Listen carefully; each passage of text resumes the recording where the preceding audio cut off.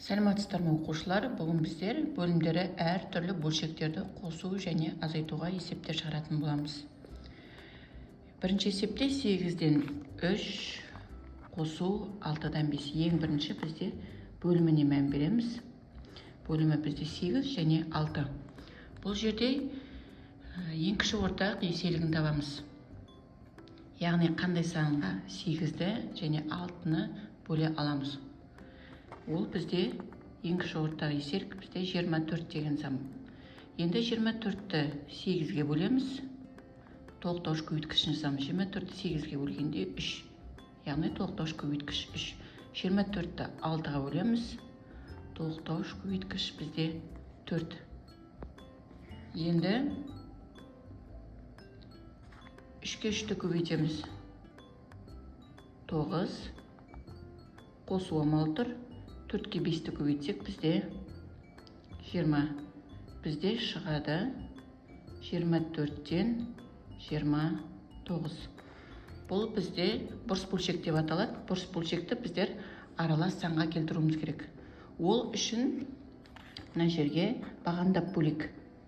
29 бөлінген 24. Яғни нешеден береміз? Яғни 29-ның ішінде 24 тек бір рет бар ғой, бірден береміз. 29-дан 24-ті азайтамыз, бізде 5 қалдық қалады. Сонда жауабы 1,24-тен 5 қалдықты алымына жазатын боламыз. Келесі есебіміз 10-нан 9 азайтамыз 15-тен 1. Бұл есепте ең кіші ортақ еселік бізде 30 деген санды. 30-ды 10-ға бөлеміз, бізде 3. 30-ды 15-ге бөлеміз, тоқтауыш көбейткіш бізде 2. 3-ті 9-ға көбейтеміз, 27. 2-ні 1-ге көбейтеміз, бізде 2. Бізде шығады 30-дан 25. Бұл бізде дұрыс бөлшек. Келесі, үшінші есеп, яғни 3 бөлшектерді қосу.